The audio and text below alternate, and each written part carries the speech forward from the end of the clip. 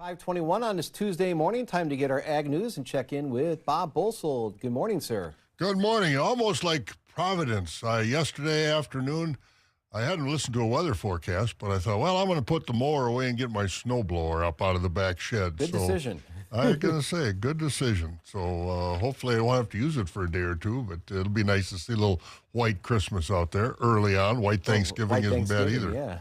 Yeah, it looks good. All right, well, let's take a look at what's going on in the world of agriculture this morning. That Chinese researcher and former student at the University of Michigan that was charged with smuggling a crop fungus classified as a potential agro-terrorism weapon into the United States has pled guilty and has been deported back to China. The 33-year-old researcher was jailed for about 5 months and 9 days when she was released, according to attorneys. As part of her guilty plea agreement, she admitted to bringing that fungus into the U.S., is credited with time served, and was deported back to China. Now, her boyfriend, who is also charged in this conspiracy, remains in custody. His case is still pending. The USDA released the November cattle on feed report on Friday. Cattle and calves on feed for the slaughter market in the U.S. for feedlots with a capacity of 1,000 head or more totaled 11.7 million head this month. That's 2% below last November's numbers. Placement in feedlots during October totaled just over 2 million head, 10% lower than a year ago, and the lowest October placement since the series began back in 1996. Heifers made up 38% of the total on-feed numbers, and whenever heifers are at or above 37% of the total cattle on feed, the industry knows that heifers are being sold as feeder cattle and aren't being retained as replacement females. Now, last week when we were in Kansas City, talked to a lot of farm broadcasters out west, and they said, yeah, it's just too dry. We can't keep the feeders. We can't feed many. So the heifers are going to market, and the herd is not increasing in size. Marketings of fed cattle during October totaled 1.7 million head. That's about 8% below last year. Well, Tyson Foods announced on Friday it will be closing operations at its Lexington, Nebraska beef processing facility and will convert all that activity to its Amarillo, Texas facility, making it a single full-capacity plant.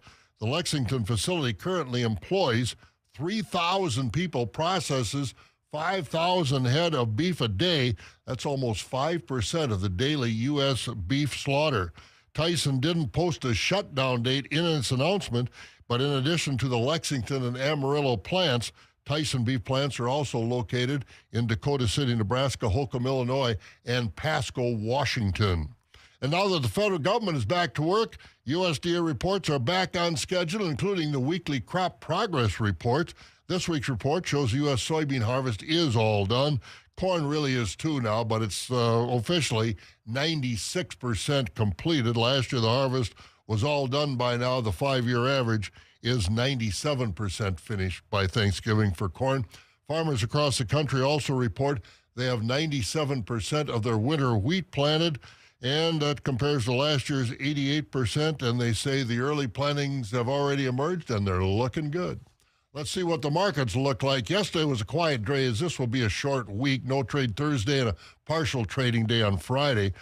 And it was a little higher yesterday during the day trade. Overnight, December corn another penny higher at $4.25. The wheat at $5.23. And January soybeans up 1 to 2 cents overnight at $11.25. That's the end of the up arrows on our markets because we're going to dairy, and they were down yesterday. Again, barrel cheese prices, $1.58 1/4. The block cheese down 2.5 to $1.52.5. Butter fell another cent and 3/4 down to $1.46 a pound. Class 3 futures, November up 1 at $17.18. December up 9 at $16.19. January way down to $15.20, but that was up a nickel from the previous day's trade. So again, prices are up through June, but at $15 and $16 prices, those aren't very good. So that's where we are this morning, Bob, waiting for some snow to fall. Yeah, take it slow out there, and I think the convertible, we'll see it in the spring. Convertible is all done for 2025. All right, see you, Bob. Have a good one. Breckenridge, Colorado. Hello, Wisconsin.